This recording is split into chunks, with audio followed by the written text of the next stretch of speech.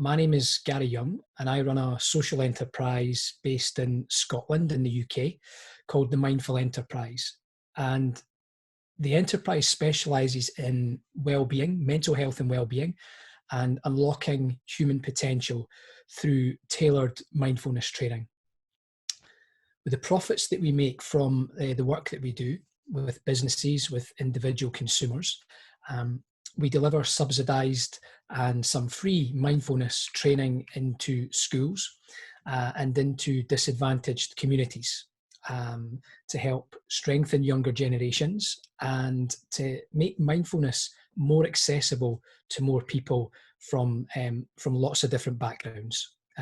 So that's a little bit of an intro on the business. And Raghav reached out to me after I think he came across me on LinkedIn and invited me to the session today. And I'm delighted to be here to present for you all. I think what Raghav and team are doing is a fantastic initiative, and I'm delighted to support it. One thing I thought that we could do right at the start of the session is something that we tend to do at the beginning of all our sessions.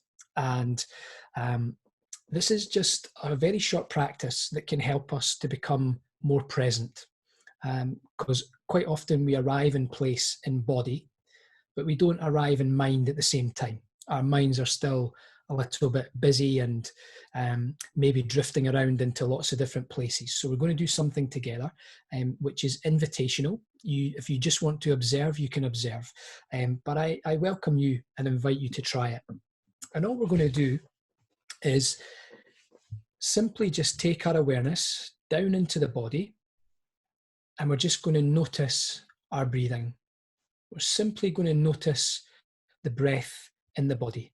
So just take some time just to turn your attention inward, just to notice the flow of our breath, just in a very gentle way, not trying to control the breathing, just observing. Very gentle focus. And as we do that, if you would like to close your eyes, please feel free to do that. It's not mandatory, so if you'd rather just keep your eyes open, that's okay too. And perhaps just lowering the gaze ever so slightly just minimises the sensory input to the brain as we focus on this very short practice. And just as we're following the breath and just noticing how the breath is, all we're going to do on my instruction is just to simply silently count into ourselves the number of in-breaths that we take in the next 30 seconds. Simply just going to follow the breath and silently count every in-breath for the next 30 seconds. And we can start the count now.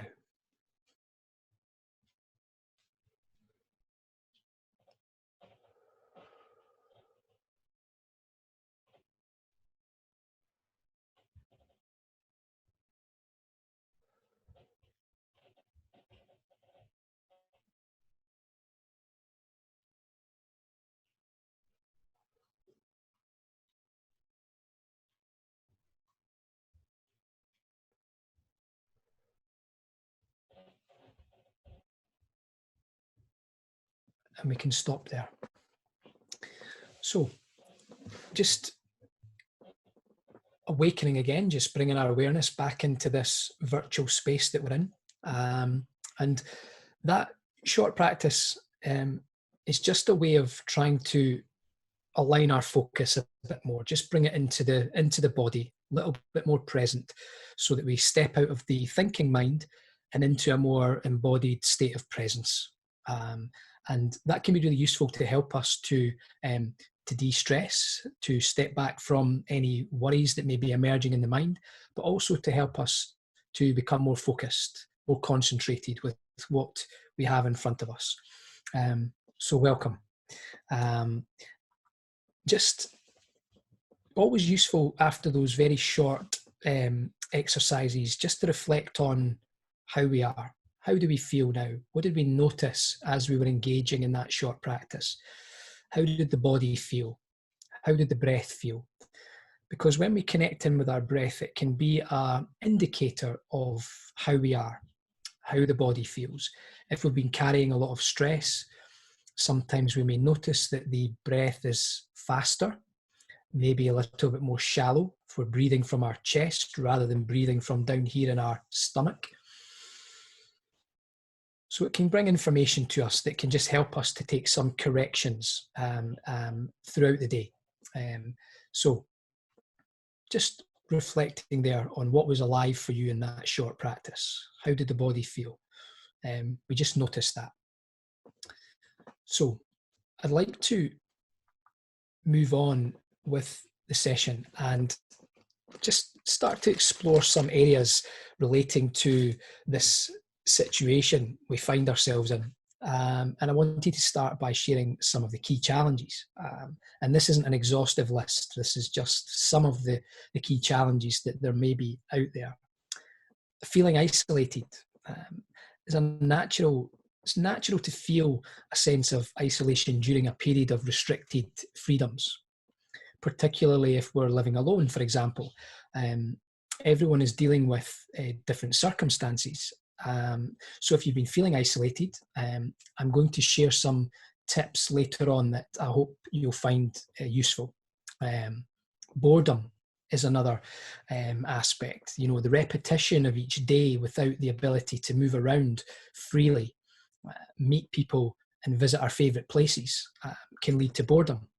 But through boredom, there is opportunity for creativity, which again, I'd like to share a little bit more about in the slides to follow, just to look at how we can be creative in these times.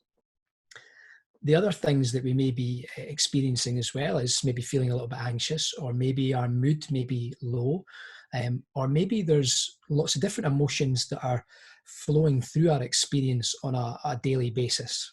And right now, there may be a lot of worries and fears emerging, which are displaying themselves in the body as anxiety.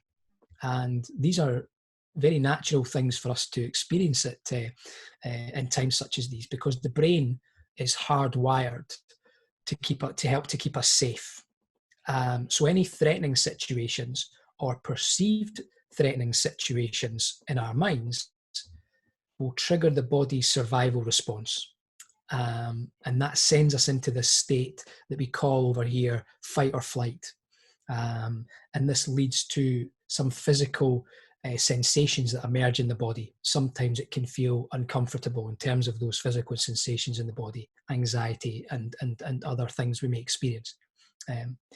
We may also be experiencing low mood or pessimism, which again can be a natural response in times like these. Our job in these situations is to honour and recognise these feelings. Rather than try to run away from them, we should really honour them and allow them to be there. Just give them space to be there in the body, and be curious about them. Just be curious. What is this that's emerging? And when we do that, and we can breathe into the body when that happens too, just to give a little bit more space around some of the strong emotions that may emerge. And by doing that, we can start to work a little bit better with any of the intensity of the feelings.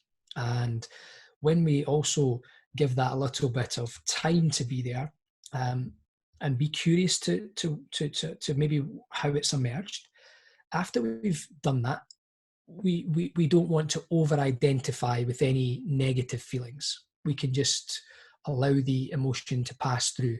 And it can take around 90 seconds for an emotion to pass through. So if we were to just give it a little bit of kind attention for those 90 seconds, breathing into the body, giving it space, then the emotion is an energy that will liberate itself if we allow it, rather than maybe trying to run away from it, which means that it may repeat at another time.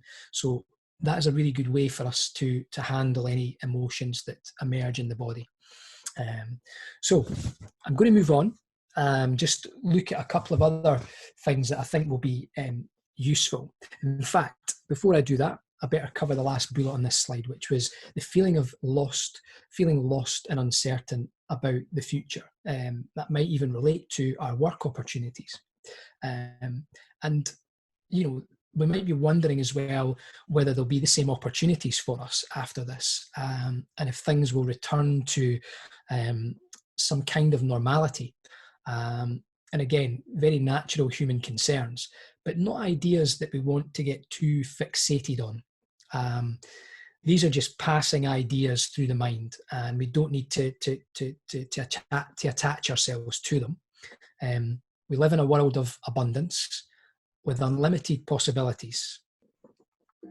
Just moving on to our next slide, to provide some some further insight into the human condition, I thought it would be useful to explore some of the causes of stress, which I'm sure you'll be able to relate to based on what we're experiencing, all of us right now. And the first is not being able to control an outcome. We're all living in a time of unknowns, where we can't forecast what's going to happen and when this situation is going to end. So it means that we don't feel in control, and that is one of the things that can really trigger stress in the body. The second is the inability to predict the future, and that stimulates our stress response too. And the third is this perception that something is going to get worse. So we could categorize that as negative forecasting of the future, looking into the future with a negative lens, through the negative lens, and that in itself can induce stress in the physical body. So these are, if we, any variation of these three will trigger our primitive nervous system, which I touched on briefly in the previous slide, where I was talking about taking ourselves into this survival state of fight or flight, when we feel some kind of threat in our external world.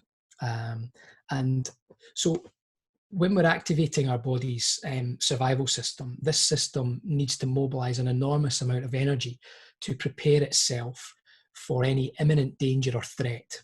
And in ancient times, it's been better if we were faced with some kind of unknown to run from it, because that was the best chance of survival back then.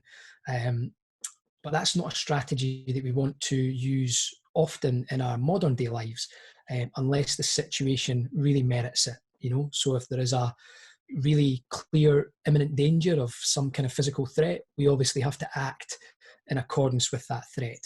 But a lot of the threats that we experience in our lives these days are emotional threats, and these are things that are more related to what the mind is bringing to our attention rather than the actual situations themselves.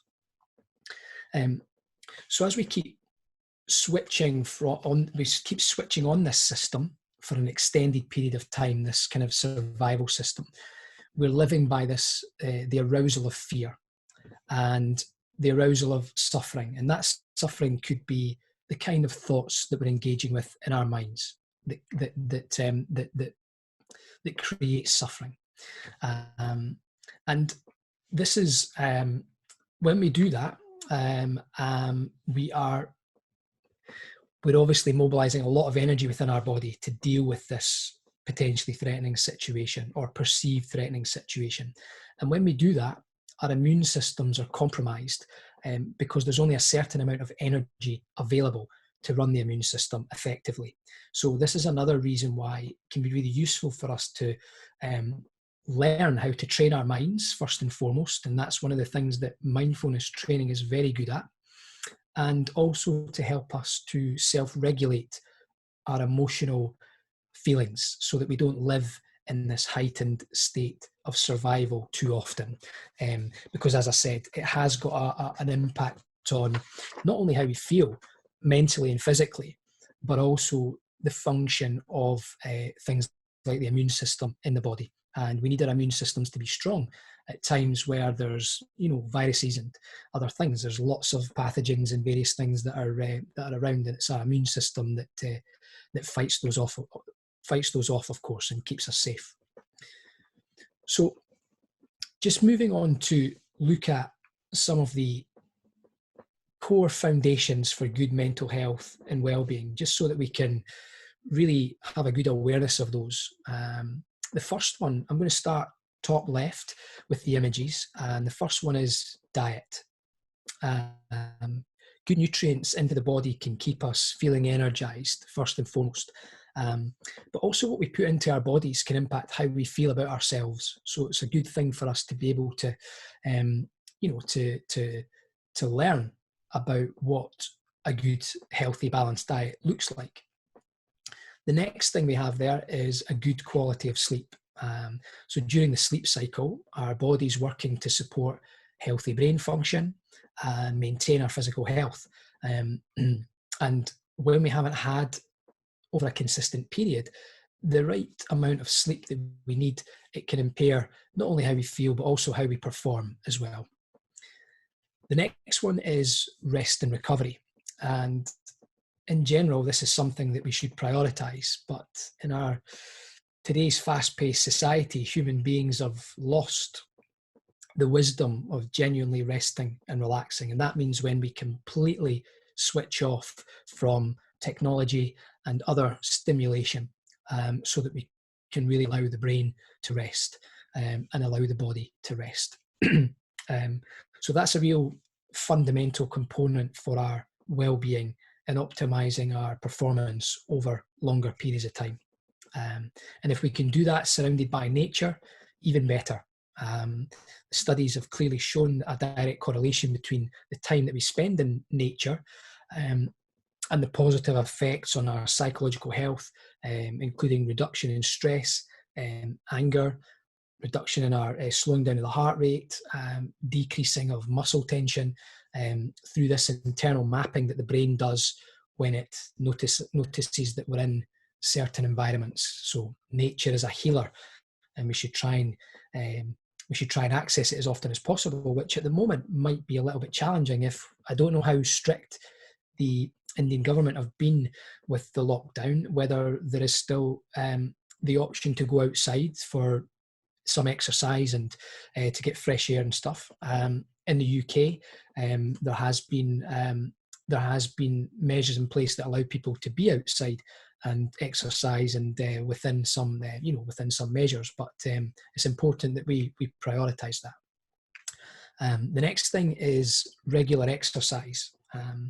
We all have mental health and we all have physical health, and we should ensure good maintenance of both, in order for us to live in our highest state of well-being.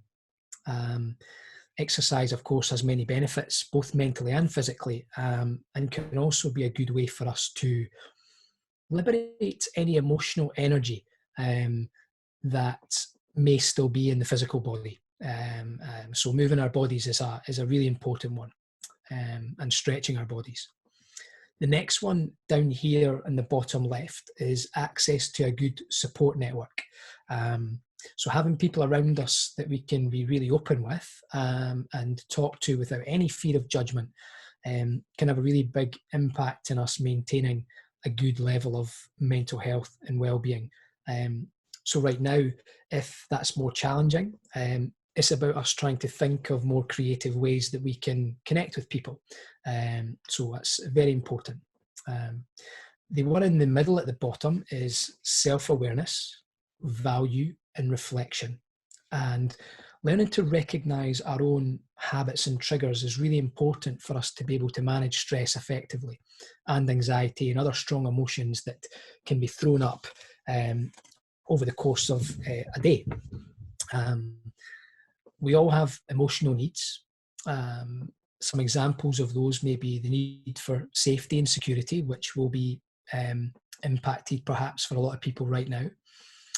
The need for belonging and connection, the need for purpose and meaning, and the need for attention and recognition, are all really important, as is kind of, love through friendships and family and, partners, etc. And through increased self-awareness, we start to get a better understanding of the areas which are not as we would like them to be. And we can try and take steps towards making healthy changes in our lives. So we just be objective and just reflect on, what are my core needs, and in what ways could I get those met more consistently, on a regular basis.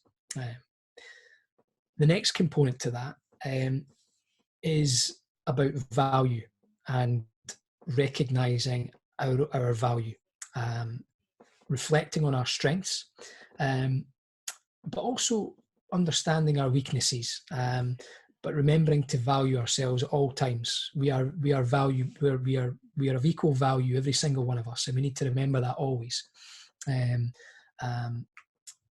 Yeah. The other and final thing here is perhaps to think about gratitude and how we can bring gratitude into our lives. The daily practice of gratitude, by just thinking about what things that we have in our lives that we're grateful for, even just 2 or 3 things a day, can really be a good way to promote good feelings in the body. And when we're in those states, we're less stressed or worried or fearful or angry. So gratitude is a real antidote to all of those other emotional states. And the final thing here is human connection. And I touched on it briefly earlier, but as humans, we were built to connect with others, to seek out opportunities with others, to do the things that we enjoy in our lives. And this is another thing that we may be feeling isn't as we would like it right now, our ability to connect with others. So it's about trying to find ways that we can do that. And whether it be through online sessions, whether it be through still having some kind of, abiding by measures of, distancing within people, but still engaging in conversation, and asking people how they feel, how are you, how do you feel today, and sharing how you feel. It can be good to get conversation started, and get a sense of connection as we do that. So just moving on now to our final slide, which is really just trying to look at tips and strategies to stay mentally healthy and well during these restrictions. And the first one is to limit our exposure to news and social media. This is something that, again, particularly here in the UK, what the media tend to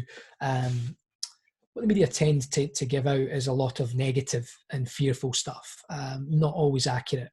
And I find personally that by limiting my exposure to that, then it doesn't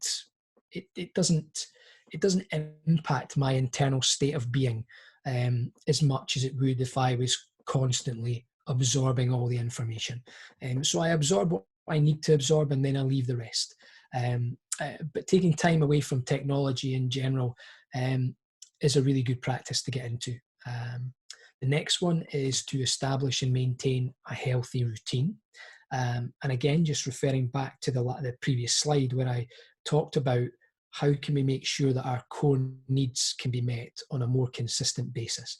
So as we establish a daily routine to keep ourselves motivated, to keep ourselves productive and focused, we can make sure that when we are scheduling a routine that we say, okay, what things make me feel good? What things can I add into that routine that can give me a good sense of good feeling over the course of the day, doing as many things that we enjoy as possible.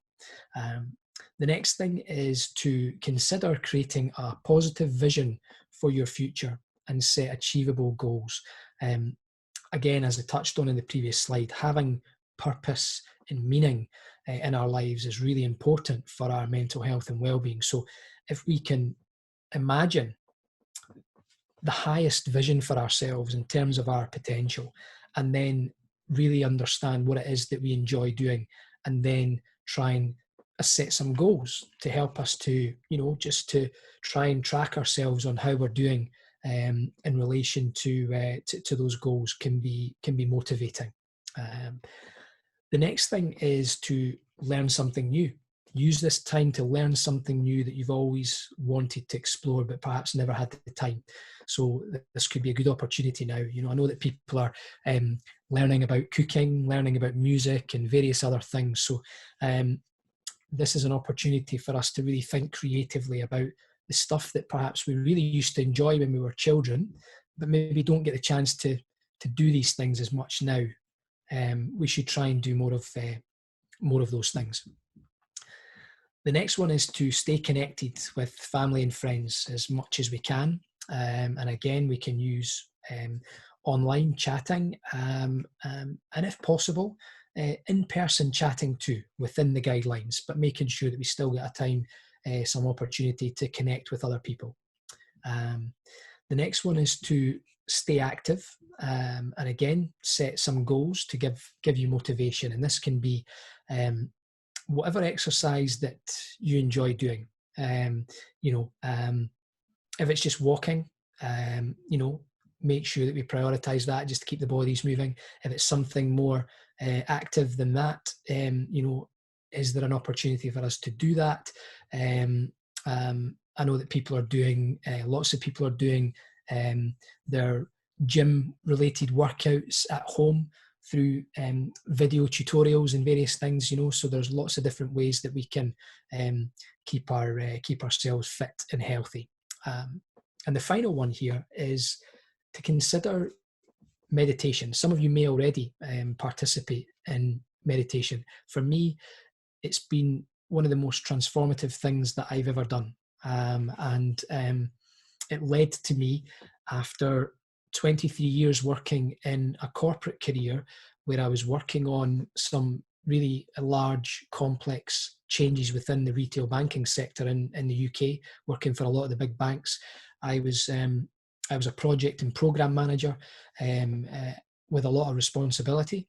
And eventually, through my journey into self-development and meditation, I was able to get a better awareness and understanding of my core values, the things that were really important to me. And I decided that what I was doing and what I'd been doing for 23 years, while it had been beneficial in terms of the knowledge that I'd built up and the experience that I'd got, it wasn't what I wanted to do for the rest of my life. I wanted to serve others in a way that was far more aligned with my deeper passions. So here I am. So consider a meditation practice if you don't already do that. These can be very good for easing worries and anxieties, but also for relieving loneliness. Because through this process of meditation and going inward, we start to develop a much deeper connection with ourselves, much more familiar with who we really are. And that sense of deeper connection means that even though we experience adversity, even though we may experience some loneliness in terms of the situation or isolation of a situation, we feel very safe and secure in ourselves and peaceful. And that's something that we should all try to achieve. So I'd like to close with this just before we open up for any questions. Each and every one of us has a very important role to play in the evolution of this world. And we didn't arrive here to be small and insignificant. We're here to realize our power, and we're here to unlock our innate potential. And the changes that we wish to see in the world start with us. And what we create on the inside is what we will create on the outside.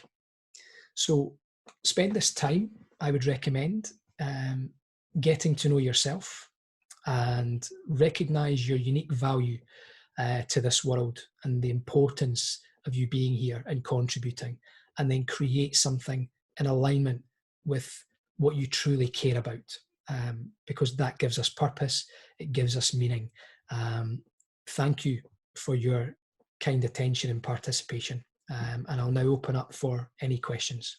Okay, so what do we do to remain positive in spite of negativity that be ticking in the head? Yes, thank you, Javina. Yeah, this is where the practice of mindfulness is very, very important, and I would recommend it for people to give it a try, because a lot of the thought activity in our minds is purely just echoes from the past. Maybe a lot of programming that we have in the brain that can really trigger negativity in us. But the other thing to mention is that what I said earlier on in the presentation is that the brain is wired in a way to try and keep us safe. And it's also been conditioned by evolution to help us to get what we need to survive. So we're constantly being, I guess, made aware of possible danger, possible threatening situations that come through this mind of ours. And what mindfulness is training us to do is just to observe what the mind's doing, but not immediately identify with it. Don't immediately get caught up in the story of the mind. Just simply observe. And the way that we can stay present while we observe what the mind's doing is what we did earlier, connecting in with the breath. Stay with the breath, because what that does when we pay attention to the breath is it takes us out of the thinking mind and allows us to become into a state of more presence. And when we're present and not thinking, we're generally peaceful. So we can learn through mindfulness training to get more skillful at doing that, where we just notice what's happening in the mind, but we recognize that there are certain thoughts that are not helpful or useful. And then we decide just to let these thoughts drift away with no action. And that is the process that we follow. It's not something that happens overnight, but it is something that through practice and commitment to that practice, it can emerge. And for a lot of people, it's life-changing. So I would encourage you to look into that. My company provides mindfulness training. We do online training for people too. So if you've got any other questions you would like to ask, then I'd be happy to answer those. Maybe Raghav can issue my email address, for example, to anybody who may be interested. So hopefully that has helped a little bit. The other thing I would say with that, when we notice that there are kind of negative chatter in our heads, in addition to trying to become present through connecting with the breath, is also, when we notice that, is to reassure ourselves with positive commentary. We can then say, everything's going to be fine. This is just the brain doing what the brain does. And I don't need to follow those thoughts. I can just let them go. And we can just breathe them away. Just breathe it away. And through this encouragement, self-encouragement to be more positive, and we can start to, manage these situations much better. Looking at a few other questions here. Next one. Hey, it was such a nice session. My question is, sometimes we tend to compare ourselves with others, which disturbs our peace of mind. What can we do about that? Yeah, fantastic question. This is a real problem in our modern day society, particularly because everything is so visual. We can see what everybody else is doing, and it can naturally just trigger different feelings in us. And the thing that I would encourage around this is not to compare ourselves to others, because everybody is at different stages of their journey through life. We've all started off at a different starting point. Some people who are doing very well at the moment may have been struggling for 10 years before they got to that point. So when we start to take a bit more, look at it a bit more objectively, we can see that every individual is on their own journey through life. We're on our own journey, and our only job is to pay attention to ourselves and to try and create the life that we would like, but not put ourselves under pressure to try and achieve what other people are achieving. Our job is to try and create something that really aligns with who we really are, the things that we're passionate about. And if we keep focused on our values and what it is that we feel compelled to be part of, and we keep a dedication to that work, we will naturally create the success in our lives that we crave. So no, don't put pressure on yourself to be someone or someone else than you are already, because who you are right now is enough. You are enough right now, and no amount of comparison with other people will make that feeling any different. And just know that you're loved, and everything you're doing right now is important. And as I say, with dedication to the things you're passionate about, you can achieve the life that you want. Next one, how to support someone suffering from depression. Yeah. So I think depression a lot of the time can be to do with rumination over the past, things that we can't quite move beyond. And the way that, again, I would encourage people to perhaps explore again is mindfulness, because what mindfulness helps us to do is to notice when the mind is drifting off into some kind of unhelpful thinking, and we can bring ourselves back to this state of presence where we don't get swept away or overwhelmed by what's happening in the mind.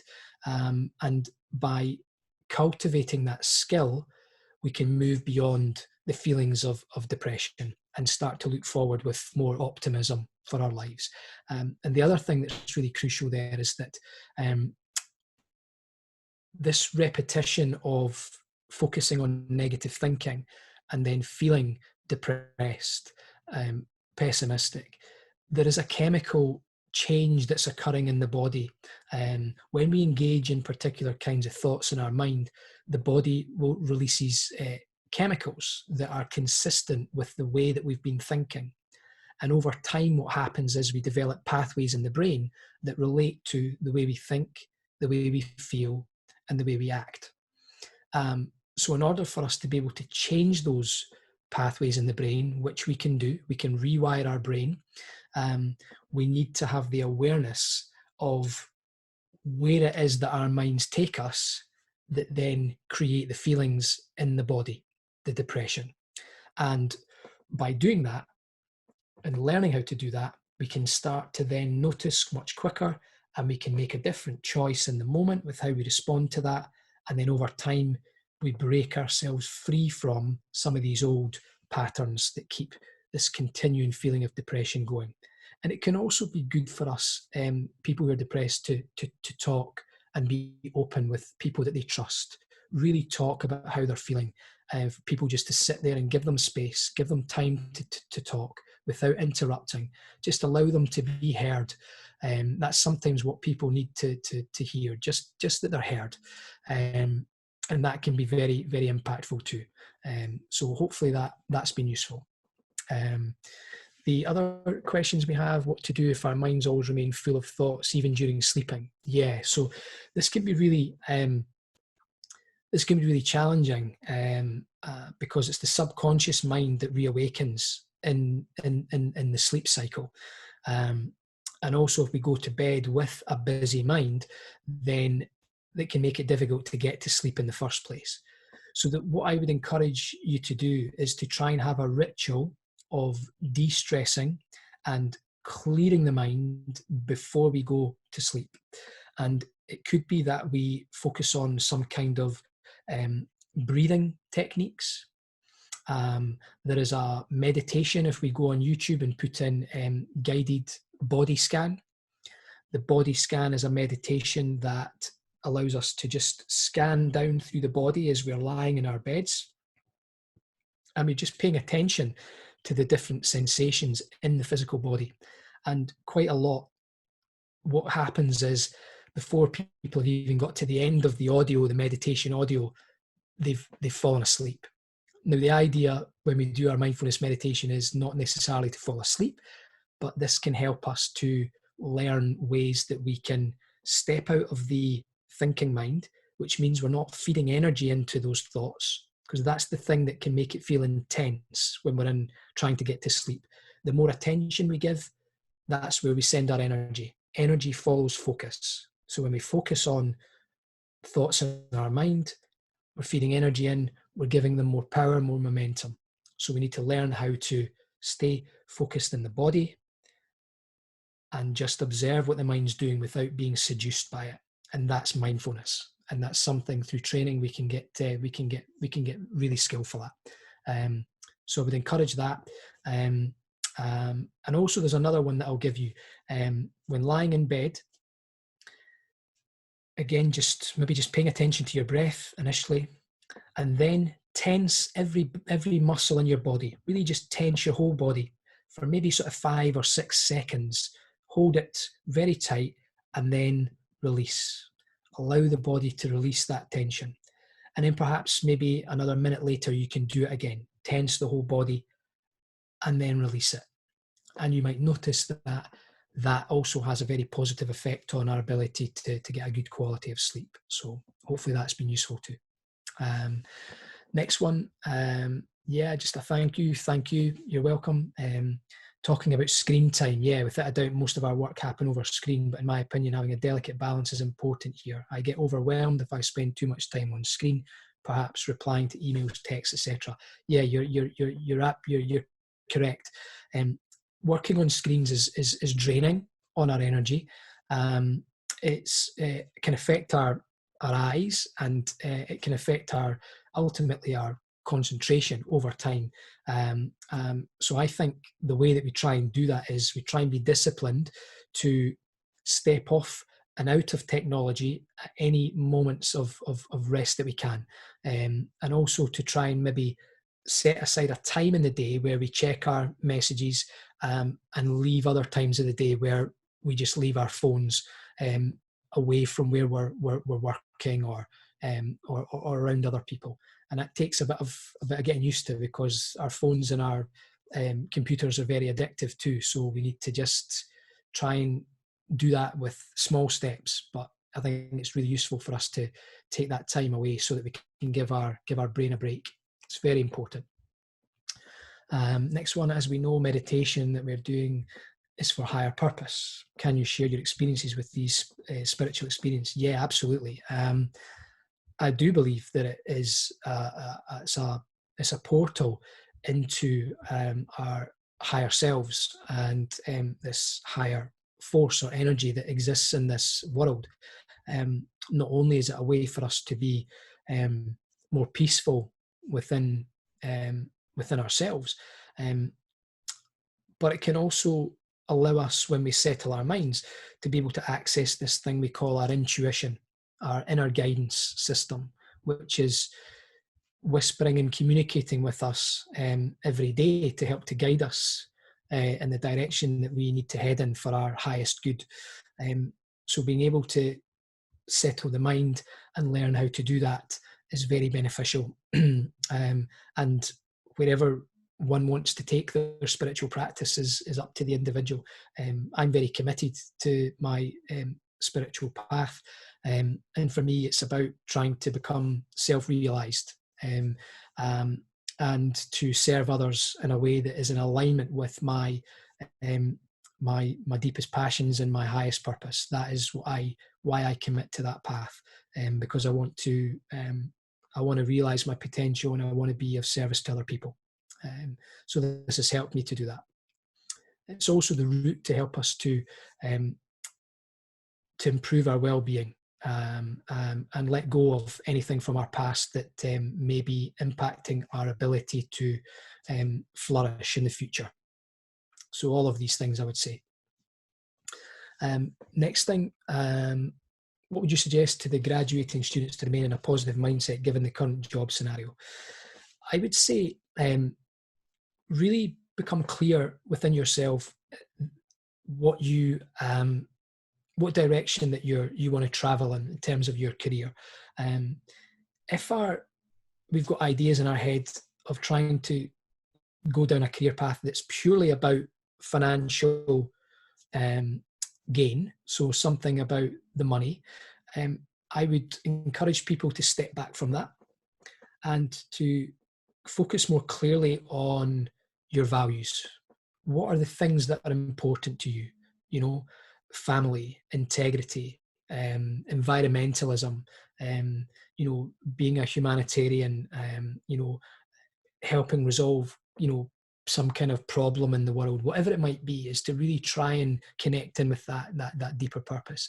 And don't be put off or feel fearful that maybe the job route that you were hoping to go down is maybe going to be more difficult after this. What I would say is that each one of us has the ability to create something, and perhaps even create it with other like-minded people, where we can create a community of people who believe in the same things and want to create the same kind of outcomes. So I would encourage people to not be worried or concerned, but to take it as an opportunity to be creative, and really create the life that you want and deserve.